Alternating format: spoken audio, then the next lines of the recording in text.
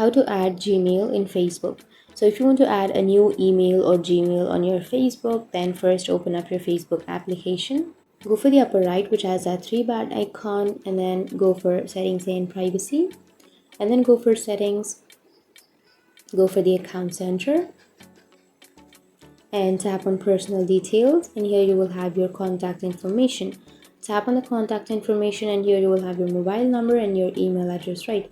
So you need to simply go for the email, and here you will have add another email. But if you don't have that option, you can simply tap on add new contact, which is on the bottom, and then tap on add email, and from here you can add your email to your Facebook or your Instagram.